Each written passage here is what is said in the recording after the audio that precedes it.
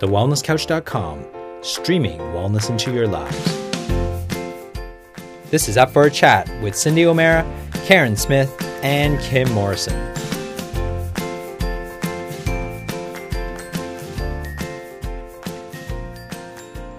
Here we are, up for a chat about the hottest topics that are important to you, inspiring you to awaken the change within. I'm Karen Smith. And I'm Cindy O'Meara. And our beautiful Kimmy is on a plane right now to Dubai.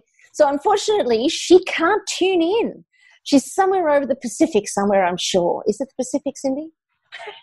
I think she's going the Indian. The Indian Ocean. Okay, so she's over Unless she's going the long way, Karen, I think she's on the Indian Ocean. So, you know what? I really skipped class a lot in geography. Just let me say that. You sure did. The reason I know oceans is because I like to swim in every ocean. So Yes. I've done the Pacific, the Indian, the Atlantic, the Northern Ocean, the Southern Ocean. I just try to do them all, and that's why I know where they are.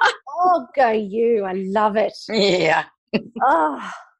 Well, actually, it's quite fortuitous that you should be talking about your beautiful ocean swims and really, loving every moment of it. Because one of the things that we're talking about today on our podcast is about the combination of how our bodies respond when we apply all the different components of health and well-being, and then we introduce different foreign objects like perhaps breast implants, and then we combine that with an environment that already is pre-existing. And we have an amazing woman on our show with us today, the beautiful Alysha Habgood.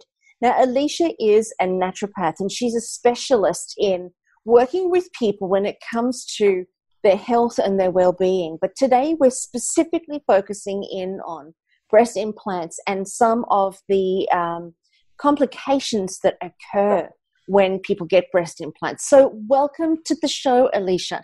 It's an absolute treat to share the next hour with you. Thank you for being a part of the show with us. Thank you, Karen. I'm really excited to talk to you guys. Thanks for having me. Oh, you're most welcome. So, Cindy, you came across Alysha. Yeah, look, it's really interesting, Alysha, because I'm from, the 80s. I had my children in the late 80s and early 90s, and a lot of my girlfriends had breast implants right after they had their babies. And as far as I know, they still have their breast implants and they're not having problems. But what I am seeing is that those that have had their breast implants in the last decade are really having some serious problems. In fact, 2 people in my office have had them both removed because they knew immediately, within a very short period of time, that they were making them sick, and the dramatic results that they got after they got rid of them. So my first question to you is, have the breast implants changed from when my girlfriends got them in the 80s and 90s to in this last decade or the last 8 years? Have they changed? And if so, or what is happening? Why are there so many people having these problems with breast implants, and what are the problems? So it's a huge question, I know. Sure. So the first question of have they changed? Well, they have changed, obviously, over time. The manufacturer companies, they will change their product and their ingredients. But I do want to make it clear that whilst your experience is that some women that in your circle that have been fine with the older style of implants, we see across the board that all breast implants have the ability to cause health issues in women, not just these newer implants. Now, like you've said, we have seen a little bit of more of an increase in symptoms associated with breast implants, or as we like to call it, breast implant illness, with the newer style gummy bear implants. But I want to make it really clear that that's not to say that those are the only implants that cause issues, because that's not the case at all. I mean, back in the 1980s, the manufacturer Dow Corning was sued. There was a civil lawsuit with thousands of women between 1980 and 1999 that sued Dow Corning because they also got autoimmune diseases and lots of illnesses as a result of those implants. And that manufacturer no longer produces breast implants, and they're not something we need to worry about right now, unless you still have the old Dow Corning implants, but you would have to have had those implants for over 30 years now. So the likelihood of most people having those implants is obviously very small. But these newer implants, we have seen a bit of a rise of issues. The problem with me being able to say this is why they're causing problems and this is why they weren't causing as many problems before is that we don't know the exact ingredients in these implants. There is a patent protection for these manufacturing companies, and they do not have to disclose the exact ingredients. We have a brief overview and an idea of the ingredients of these implants, and these ingredients range from platinum, lead, mercury, biotoxins, from neurotoxins. There's a huge list. If you Google breast implant illness and breast implant ingredients, you will find a huge list. Even things like methyl ethyl ketone, which is a neurotoxin, toluene, acetone, benzenes, rubber solvents, all of those sorts of things are contained within the shell and the shell itself of these implants. That's diabolical. I didn't know that. I was trying to write them all down as you're saying it, and I got stuck on the toluene because I know that that was something that was in I think nail polish removers, and people were warned not to use nail polish removers because of that toluene in it.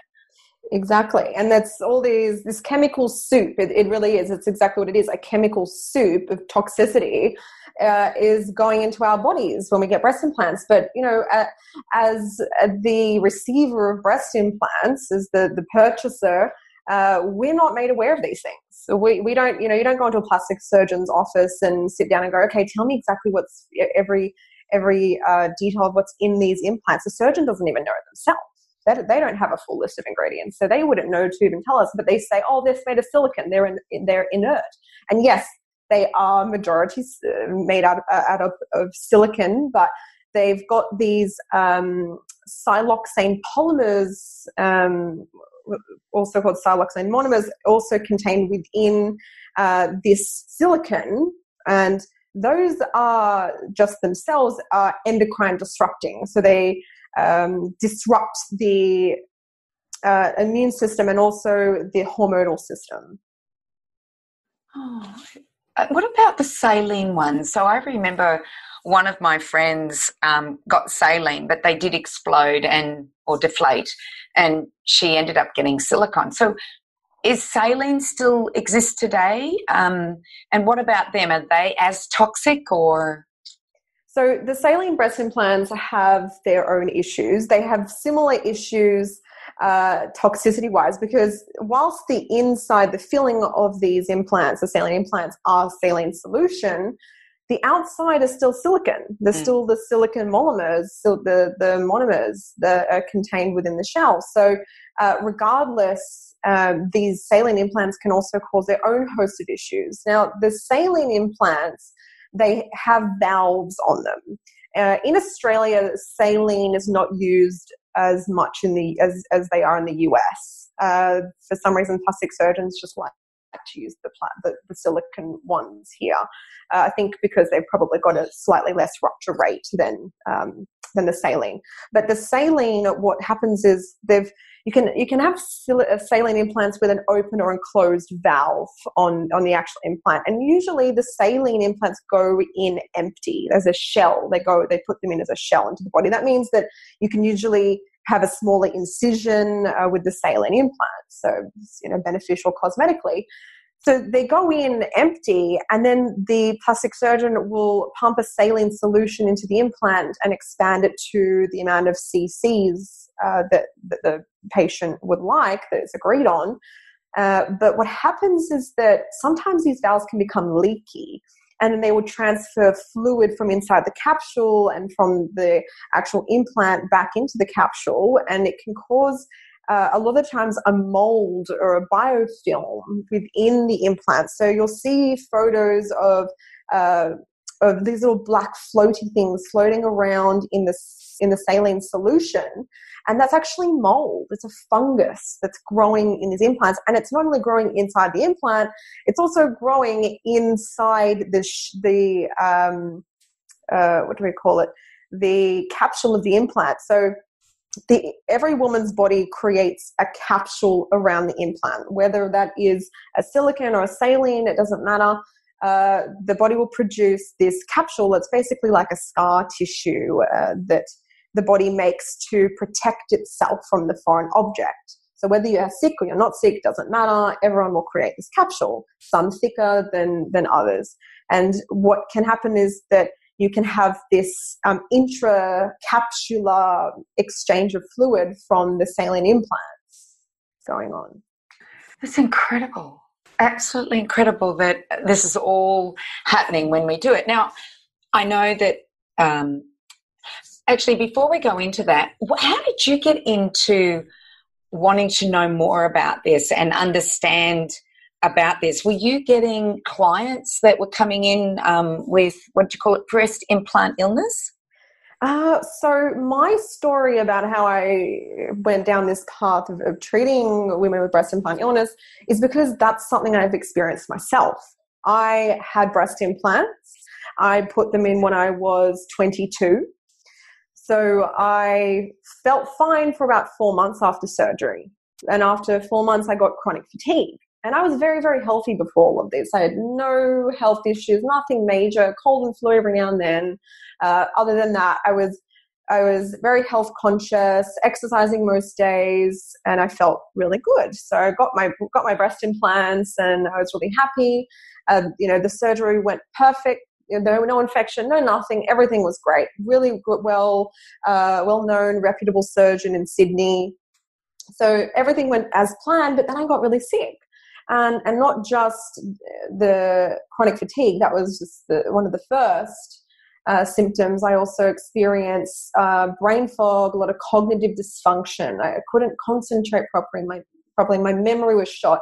I was experiencing a neuralgia type issue with my limbs, a numbness, a pins and needles, a tingling, a post-nasal drip, and constant sinusitis. And that didn't go away until explant. The sinusitis was just chronic, constant. Hormonal imbalances. I had food intolerances, gut issues. I developed hyperthyroidism, so autoimmune disease in my thyroid. The list goes on. I had systemic inflammation, weight issues, which I never had, all these problems, and they only started once I got breast implants put in. So that's how I got into finding out what was going on. I mean, I was like, what is going on? Everyone's saying, breast implants are inert, they're fine, they don't cause issues, it's not your breast implants, because that was the common denominator. That's the only thing that changed in my life was having surgery and having implants put into my body.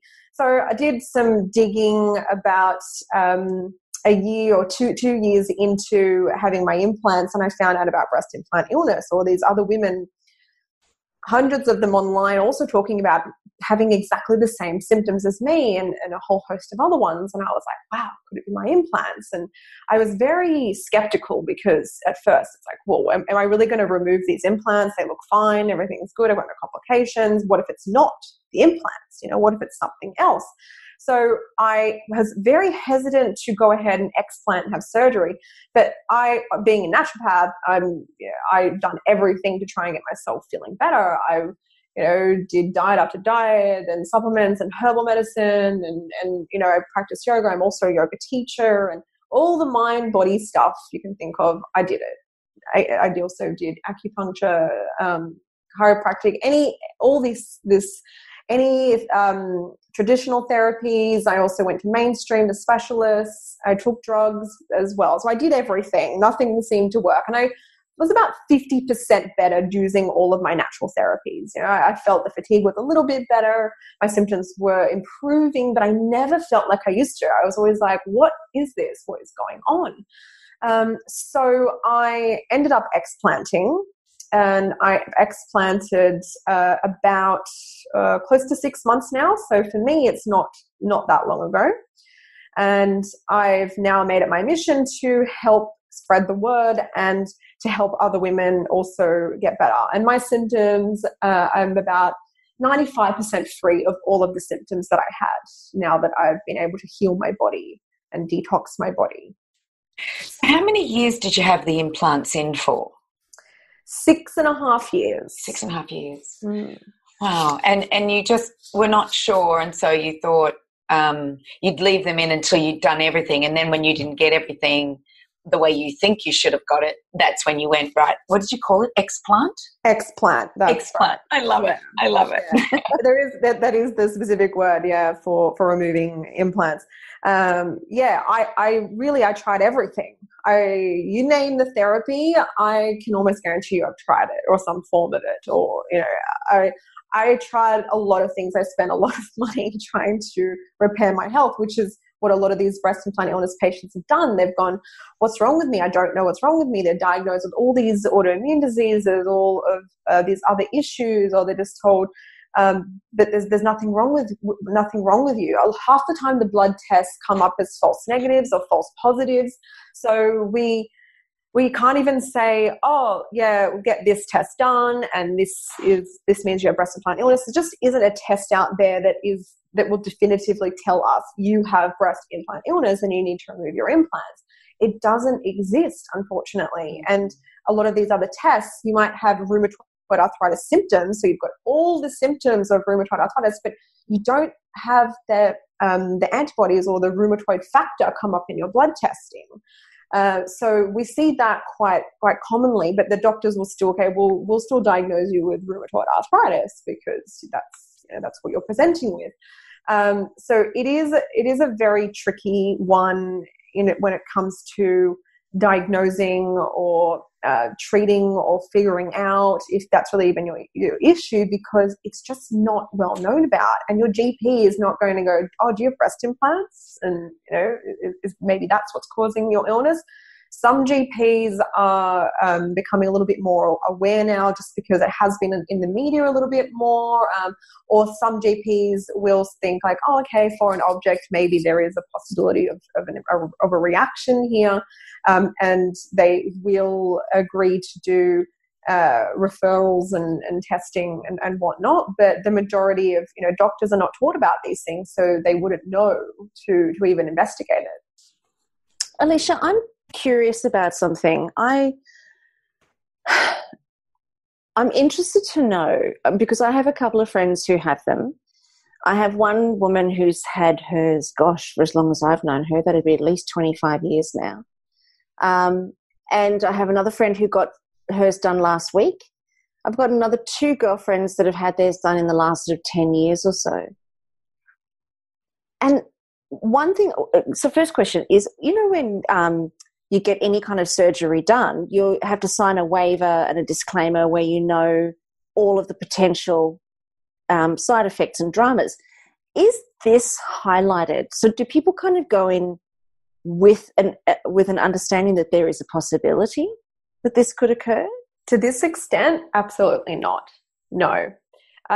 Manufacturing companies in the fine print say that it may trigger autoimmune disease in some women. That is in the fine print with the manufacturers. But when you actually have surgery and you make all these agreements with this plastic surgeon, and the plastic surgeon is who outlines all the ramifications, obviously there's risks for surgery. Any surgery you have where general anesthetic is involved and opening the body up, there's always a risk of infection, of complications, and that's all standard stuff we all know about going into surgery, and the plastic surgeon highlights all of those things.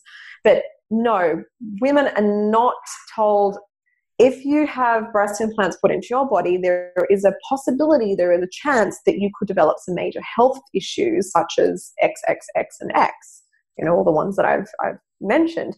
no, that's definitely not something that is discussed with the patient. Are you allowed to sue the manufacturer? That's what I'm wondering. Yeah. Is there a class action against the manufacturers for what's happening right now? I believe there is. I'm not involved in a class action because to me, what's done is done, and I can't really do much to change that. I'm just going to work on helping women, in the health section. But I believe that there is a lawsuit going on, class action, but the details of that I wouldn't be able to tell you. When it comes to suing the manufacturer, it is difficult. I remember briefly speaking to a solicitor that is involved in it in a passing conversation, and she mentioned that she has been involved, but it is a really tricky thing to put together, a really tricky case, because the manufacturers take no liability, they take no responsibility, and you sign over to say that, well, we've done tests, but, we don't know your underlying issues. If they cause health issues in you, then we can't be to blame. We've done our testing, and we believe that they are safe and they are inert. And the problem with the fact that there has been testing done, and the FDA, all the governing bodies in the US and Australia that are meant to regulate these breast implants and any devices, the problem with the testing and the approval process for these devices, these implants, is that the people who test to see if the implants are safe are the same company who makes the breast implants. So that in itself is a very big conflict of interest, because they clearly have a huge financial interest, a vested interest in these implants. So of course they are going to do everything in their power to make sure that they are approved. So it is a very, it's a tricky one, because you don't want to say, it's all corrupt and they're just, they're passing implants and they're not safe. You don't want to say that, but it would be good to see independent studies and independent companies doing studies on the safety, the long-term safety of breast implants. And the other issue with these studies is that it's only been in the last 5 years or so that they've had to do long-term studies of 10 plus years. So before that, they were doing studies of 3 years on women. So long-term effects were not studied. The data wasn't there. So how do we know if they were safe or they weren't safe? And a lot of women even over the 10 years, they drop out of the study. So it's so hard to know, are the manufacturing companies doing the right thing? Are the regulatory agencies, are they doing the right thing?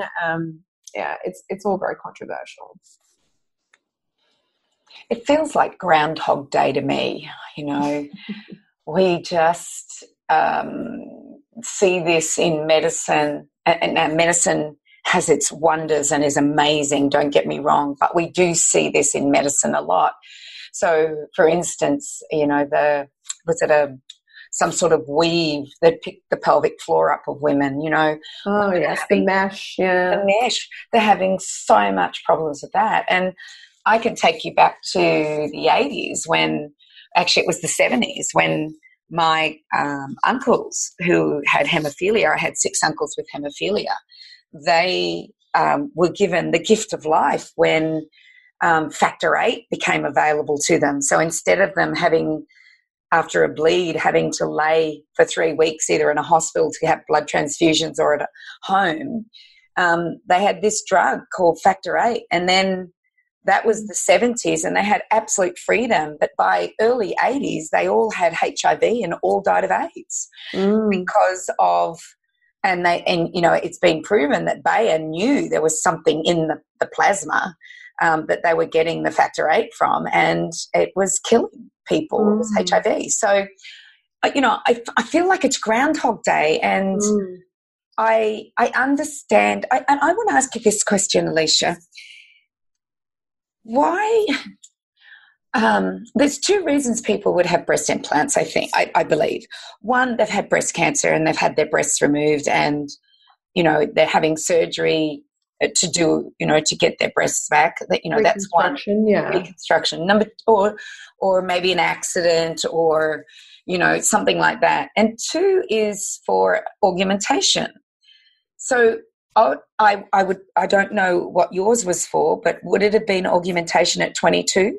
Oh, definitely. Yeah. Oh, I mean, as a 22-year-old, I was very self-conscious of my breasts, of them being very small, of being an A cup. I always saw, I'm definitely not shy to talk about how I felt like I had some kind of body dysmorphia going on at that age, where I really did not accept and love my body for what it was. And I was in shape, I was healthy, I looked really good. I look back at photos of myself and I think, that's insane. You look fantastic. You're fit, you're attractive, you're, who cares what size your breasts are, you're beautiful, you're, all of those. But when I was 22, I was very self-conscious of how I looked. And whilst I maintained a healthy diet and I exercised and all of that, I did most of that from a place of wanting to look a certain way rather than wanting to be healthy. So it has been a very, very long journey for me to come to a place of self-acceptance, of self-love, and of saying, yeah, I really didn't love myself. I know that I needed to work on myself on a psychological, on an emotional level. And even taking the implants out, I had a lot of fear come up before the surgery of how am I going to handle this psychologically and emotionally. And I know that this is a huge issue for lots of other women out there. I know of other women who are sick with breast implant illness, but the idea of going back to what they had before, maybe even slightly disfigured because of the implants and the impact of the surgery, going back to that state or not looking the way that they want to look, on their emotional, on their psychological state, how that's going to impact them. The fear is too great to take the implants out, so they continue to struggle in a sort of denial. And it's really, really sad to see, because we know that, well, why would you get breast implants in the first place if you didn't have to have reconstruction, or there wasn't a medical reason for having breast implants? Why? Out of a cosmetic desire, why would we need to have implants? And it all comes back to a self-worth and a self-love issue at the end of the day. It has to, because otherwise you would be willing to accept and love yourself with the breasts that you had originally, and you wouldn't feel the need to do that. And people have said to me, well, it's a bit the same as, why do you need to put makeup on, and why do women, want to put lipstick on and lip liner to make their lips look bigger? I was like, well, yeah, that's one thing, but having major invasive surgery and the body cut open, rather is a little bit different and not really comparable to putting a little bit of lipstick on to make yourself, your lips a little bit brighter and nicer, plumper looking. It's a very invasive procedure with huge risks attached to it. So the only way that you would want to go through with something like that is if that they were really, your self-image was impacting you that much on a psychological or an emotional level, is what I believe. I'm at that age where many of my friends have had breast cancer and had mastectomies, and some have chosen to have reconstruction, and some of the reconstructions are quite amazing. Like my sister-in-law actually had a reconstruction from muscle. She had no silicone or implant put in. It was one breast, and they did an amazing job with tattooing. Others, they've had that expansion happen and had major infections and been on antibiotics for a long time, 5 or 6 months, because of that thing they put in to expand the area where the implant will go in. And then I have others that they have 2 scars and are quite happy to show you. I have one very funny girlfriend, she swims with me, and there's just 2 scars there. So she just takes her togs off after the swim. And at first all the guys were going, oh my gosh. And then she was like, I don't care, guys. I don't have anything there. Great for her.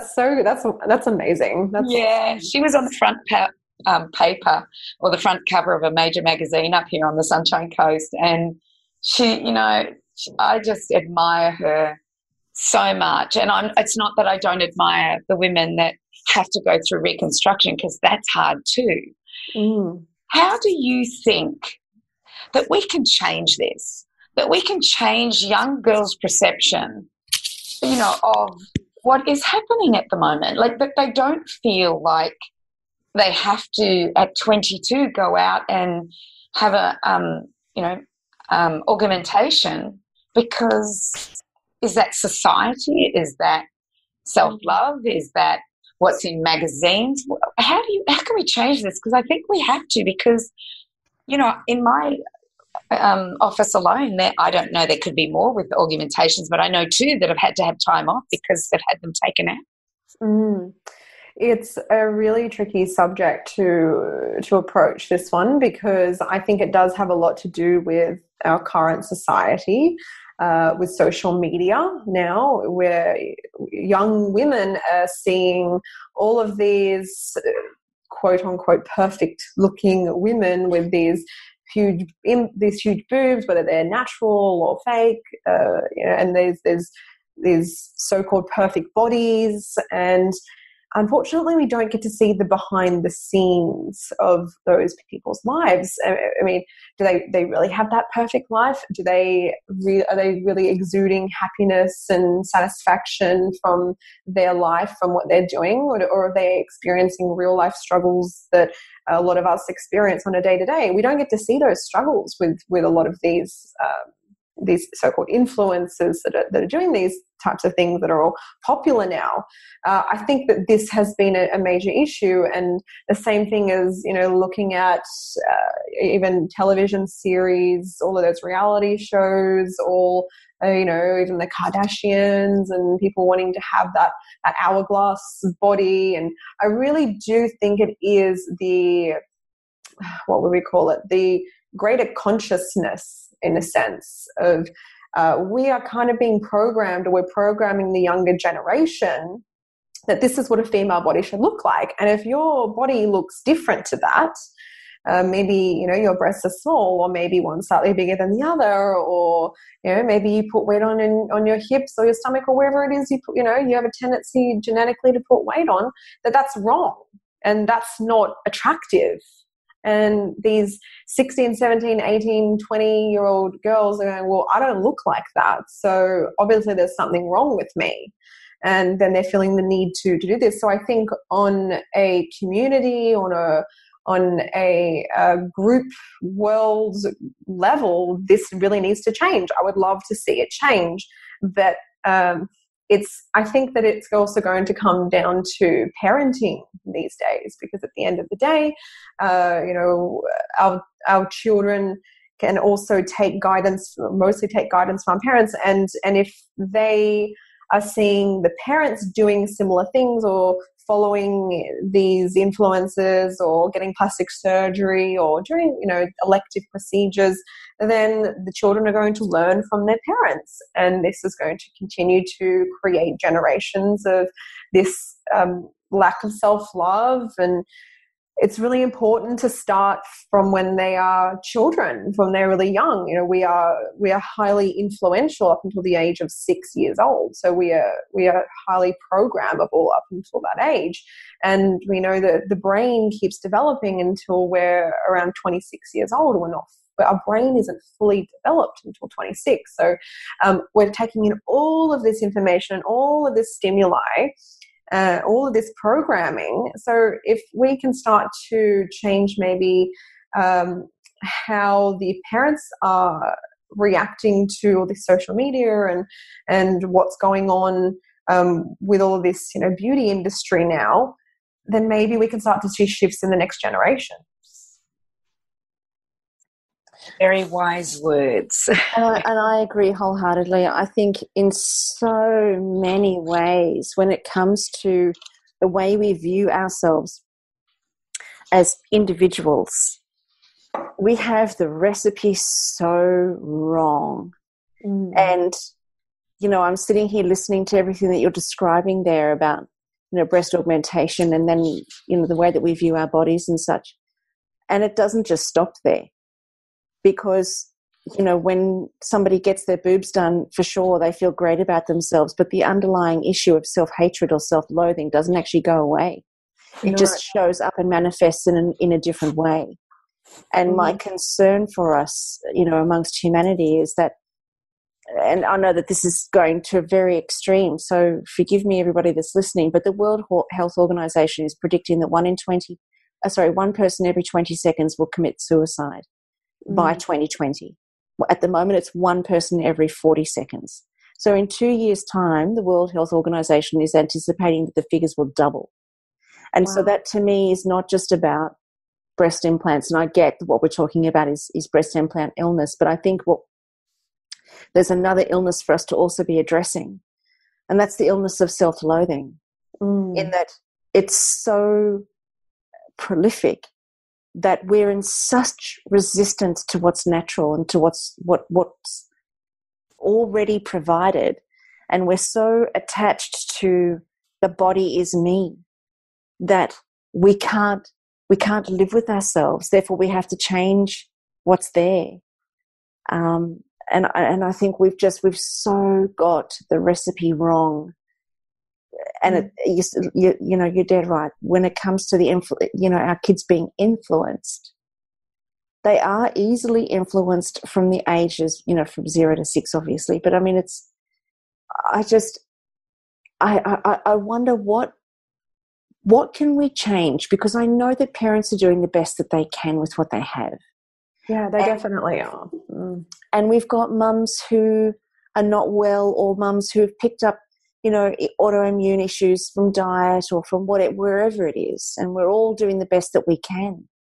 What do you think is the how when it comes to changing the recipe on our body image? I think that it really comes down to awareness first and foremost. I think that if we can bring more awareness to all generations, especially the young families, the parents with kids, and like you said, everyone is doing the best they can, and I put no blame on parents at all, because everyone is just doing no one wants their kid to go through any of this, and no one thinks that they're parenting or wants their parenting to influence any decisions that the child makes that are negative, whether and mental health associated. No one wants any of that for their children. But I really believe that the first key to healing any of this and all of these issues is awareness. If we can bring more awareness to the table, more awareness of why we are experiencing this self-loathing, lack of self-love, then if we can bring more awareness, then that's the key to start change, is what I believe. Yeah, I think definitely you're right. I think awareness is key. And in terms of education, it would be just really interesting to see what education we would be providing. Where does it come from? What is it? How do we change the minds of generations? It's a really tricky one. I mean, I personally, I believe in things like psychotherapy, counseling. I believe in all of that. But I very much also believe in tuning into yourself and stopping that overactive chatter in the mind that many of us have on a day-to-day basis. A lot of us have. So being able to tune into yourself, tune into feelings, because in practice I see a lot of people really disassociated, disconnected with their emotions, with their feelings in this day and age. And when we become disconnected with that, and we're constantly bombarded with distractions with social media, with television, with advertising, with whatever it is that we are being distracted by, then we end up continuing this constant unconscious chatter, which leads to things like depression and anxiety. And there are a whole host of reasons why people get this. This is just one tip of the iceberg. But if we can begin to tune into ourselves, become more conscious and present with ourselves, then we can actually begin to change this culture of self-loathing that is happening, or non-acceptance of how we are. If we can live in the present moment, then that will make a huge difference to all of these younger generations. If we can start teaching our children how to tune in to how they're feeling and recognize those feelings rather than suppressing our emotions and our feelings. Because I'm a big believer in that any physical ailment always starts in the mind.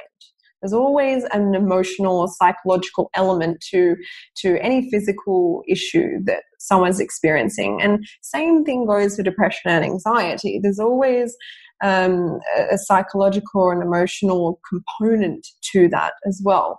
So if that's not addressed, then I believe that it's going to be very difficult to address all of the other aspects as well. I agree with you. I agree with you wholeheartedly. You know, as you were talking, I was thinking of Mona in Tasmania. It's an amazing gallery, not just art, but everything. And there's a wall of vaginas, and it just shows you the difference in vaginas. And I'm thinking, now we need a wall of boobs. So that, the wall of boobs, so people can see that breasts and nipples and teeth, everything is different. We are not all the same. And those ones of perfection have probably been augmented anyway.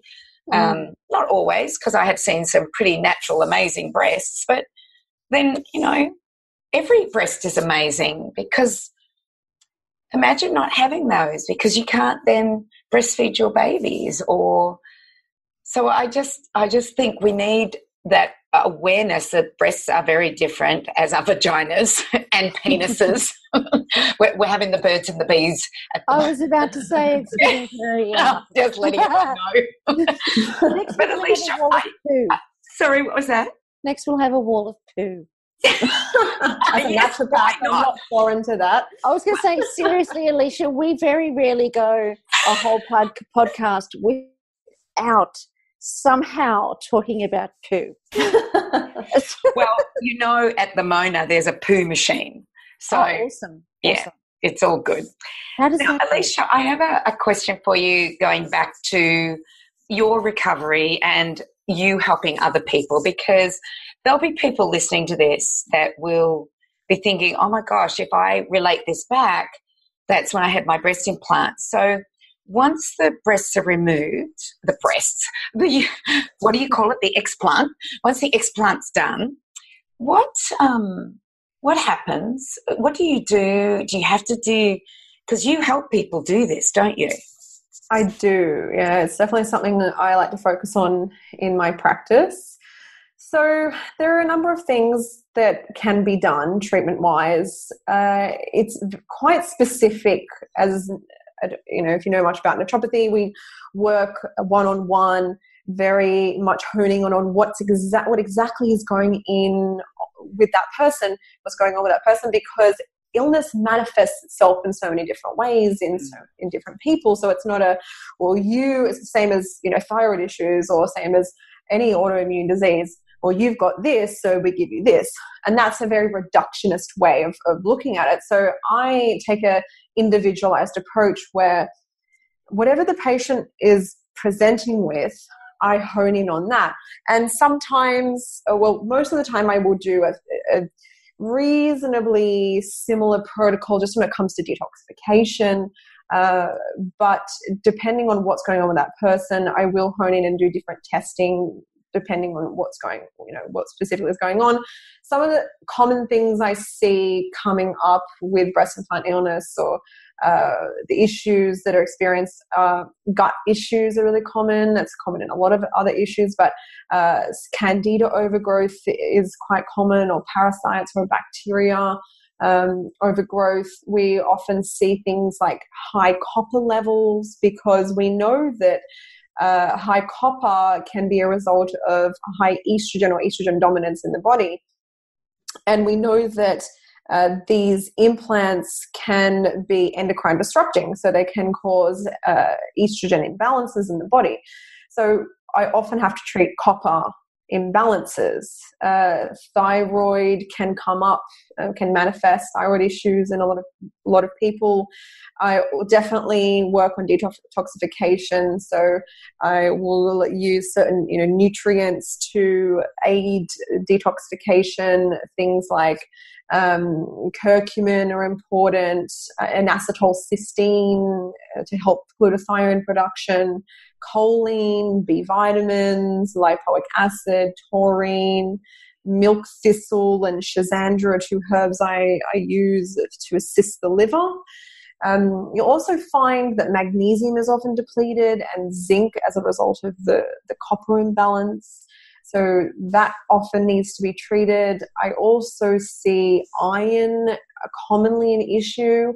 So iron, of course, needs to be treated. I had chronic low iron levels because my copper was so elevated. So I know in myself, and I've seen that manifest in lots of other patients. Viral infections can be really common. I see viral issues sometimes as a trigger for a lot of the symptoms that we experience, because when the immune system is so dysregulated and so busy focused on trying to attack these implants, foreign object, that we are more susceptible to catching lots of viral infections, and even things like Epstein-Barr virus, cytomegalovirus. So some of the ones are a little bit trickier to eliminate from the body. We are far more susceptible, or we will have a dormant underlying viral infection that is now taking over and becoming prolific, based on the fact that our immune system has been weakened. So those are some of the things that I look for and I treat. Sometimes I will do different testing like organic acids if it's indicated, hair tissue mineral analysis to find out about the copper and the zinc and some of the toxic metals like the platinum, the mercury, and lead and so those tests can be beneficial. I'd also like to mention a test that I recommend if you still have implants and you're not sure if they're affecting you, if they're causing you inflammation, because we know inflammation is the precursor to disease. So there is something called thermal imaging or thermography of the body, and it's a thermal camera, so there's no contact, no touch, not like a mammogram, and it can detect different vascular patterns in the body, and we can see if there is inflammation in the body. I remember I had imaging done 3 months before my surgery, and the systemic chronic inflammation that was happening all through my body, especially through my lymphatic system, it was just next level. And I went, wow, I really need to get these things out. This is causing me so many problems. So I'm actually planning to do another imaging session to have a follow-up to see what it's like now that I'm almost 6 months out of surgery. So I'd like to see the difference, and I plan to post on the difference because I have images of before and I'll have images of after. So if women are unsure, that could be a good visual way to detect if you have an issue with your implants as well. Oh, and infrared saunas for detoxification once you take them out is also really beneficial. I find a lot of my patients get a lot of benefit and symptom reduction just by using infrared saunas to eliminate the toxins from out of the body through the skin. I noticed on your website a wonderful blog that says, do you know EBV, Epstein-Barr virus, and breast implant illness are linked? And you talk about what you did in order to heal, which was a gut healing program. Is that very much like the GAPS program that you did in order to heal? It's not specifically the gaps, no. It is more targeted to breast implant illness. And again, it manifests differently in everyone. It could be, glutamine. We know glutamine really helps to repair the gut lining, gut wall. So glutamine is often indicated. Zinc, again, probiotics, and herbs will also assist with that process. But gut protocol can also include things like food intolerances, because if the gut has become leaky or permeable, then we are susceptible to having an immune reaction to food as well. So sometimes it will, for certain people, I mean, it's not indicated for everyone. Some people, they may require a food intolerance test if they're reacting to all these different foods, or they feel, they have gut issues associated with their food intake. Then I will do food intolerance testing on that to remove those foods from the body for a period of time while we heal, and then introduce them back slowly. That's usually the gut protocol I will do, but it's very specific and individual to who. And that's the thing, is that everybody presents differently, and even if there's a thyroid problem or hormone problems, it could be iodine, it could be progesterone, it could be estrogen dominance. You never know. So that's why having individual care always helps. Alysha, I want to say that you are a very wise. You're not 30 yet, are you? No, I'm 29. You're very wise, and I think that what you've been through and what you are doing and how you change things and how you're helping other people is, you're doing a wonderful thing there. And so congratulations. I'm just blown away by your information and how you're going to every part of what's happening. And that this is what I'm noticing. Like, I remember myself at 29. While I may have been wise for that era, it was not what you're thinking and how you're thinking. And I'm noticing your generation is really doing an amazing job at beginning to understand every aspect of health. And it's not just about going and getting medications or treating the symptom, but we're doing the mind, body, spirit. The whole thing is being addressed. So, I just want to congratulate you on that. Thank you very much. This whole breast implant illness journey has been a huge learning and development curve for me. So I'm just really glad that I get to share everything I've learned along my journey to help other women. So that makes me really happy and excited that others will be able to benefit out of some of the things I've gone through, and maybe even prevent some women from having to go through these issues as well. Thank you. So let's talk about how it felt after you had the implants out. How did you went in at 22 with your image, your self-image and your self-love not being there.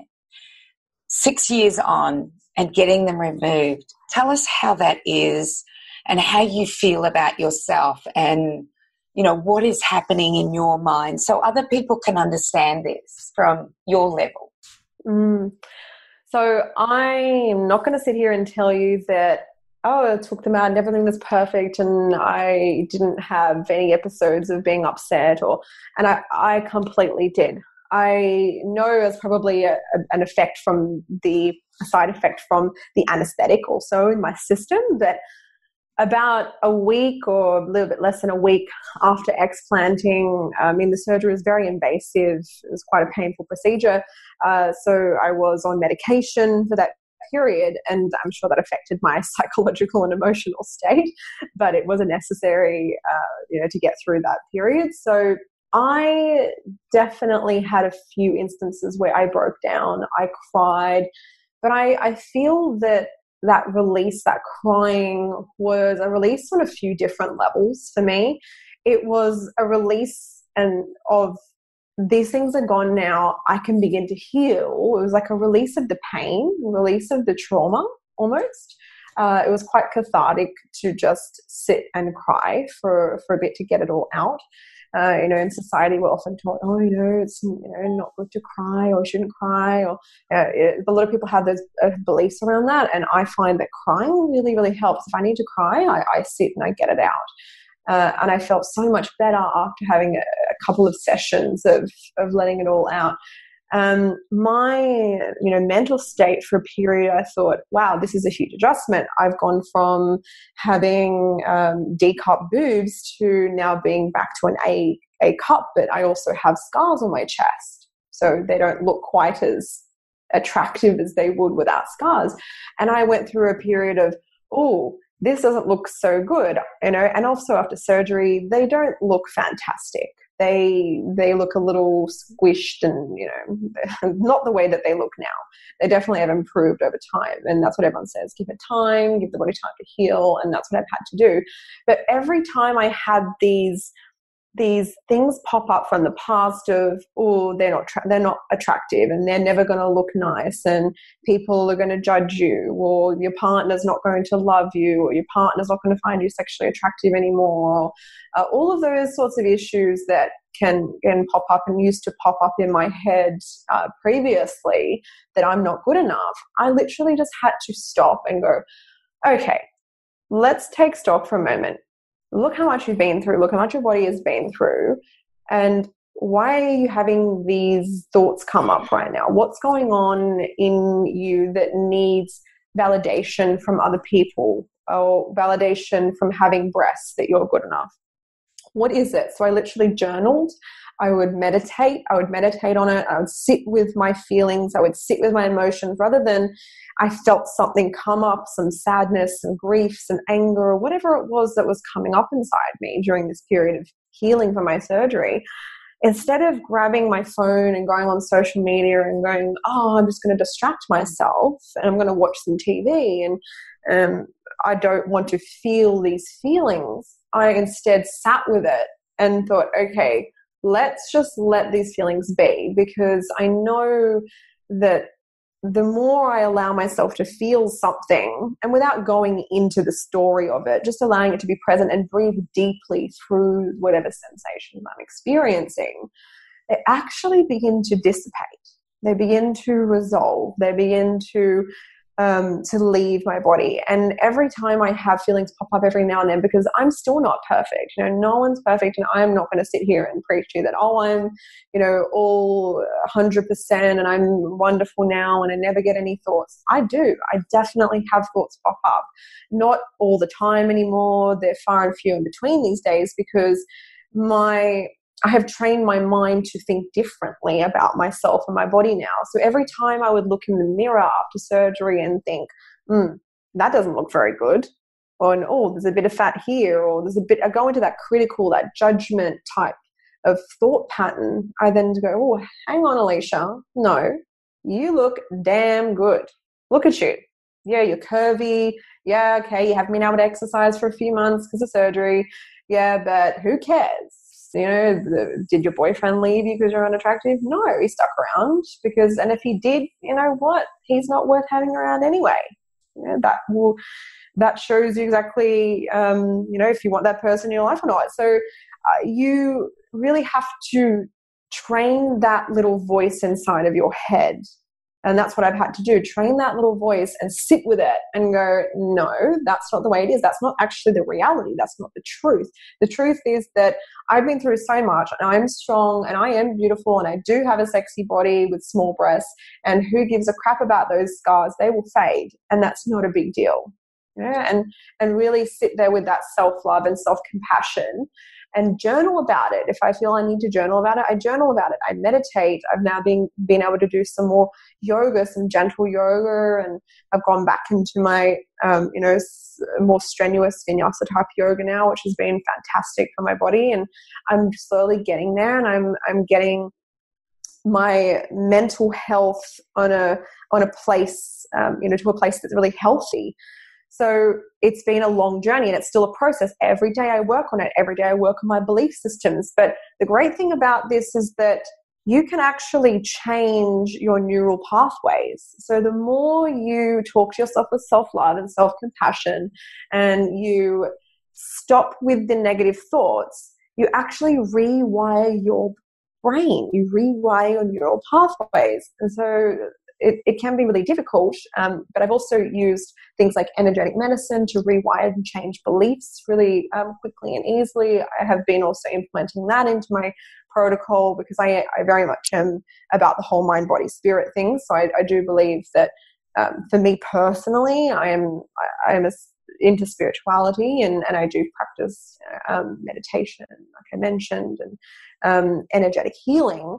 So I do incorporate all of that, but I've been able to rewire my neural pathway, or begin to rewire it at least, so that these thoughts less and less they come up now. So it's been a process, but it's been a very insightful one.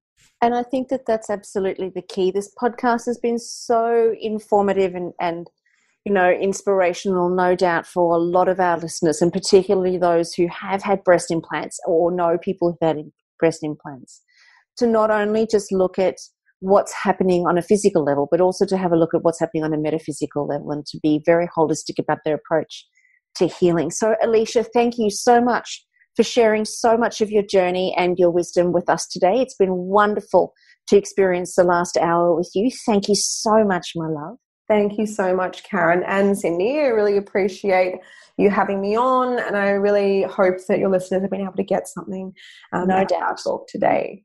If our listeners want to follow you, Alysha, what's the best way for them to reach out to you? So my social media accounts are just Alysha Habgood Naturopath, both Instagram and Facebook. My website is alyshahabgoodnaturopath.com as well. I also have a Facebook group I run for breast implant illness. So if you think you have breast implant illness, you're not sure, you're curious, or you do have it, you do have the implants and you want to learn how to heal, you can join the group. It is called Breast Implant Illness Healing Naturally by Alysha, and I just share tips, whole holistic, mind, body, and spirit, on how you can heal, best ways to go about that.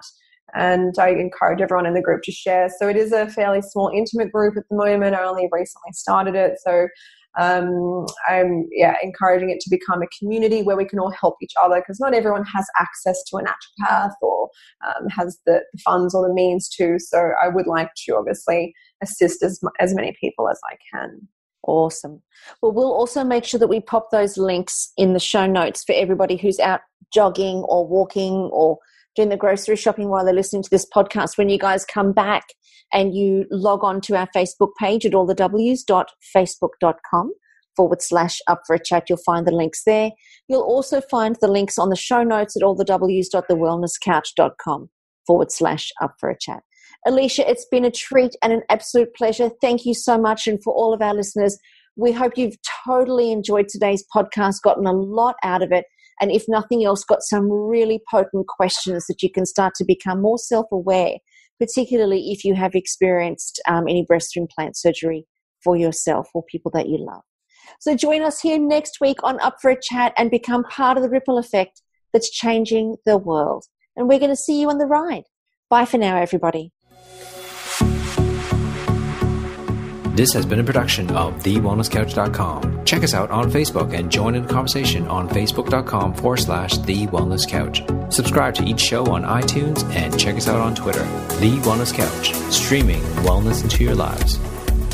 Whilst the Wellness Couch presenter endeavor to provide accurate and helpful information to their listeners, these podcasts cannot take into account individual circumstances and are not intended to be a substitute for health and medical advice from a qualified health professional. You should always seek the advice of a qualified health professional before acting on any of the information provided by any of the Wellness Couch podcasts.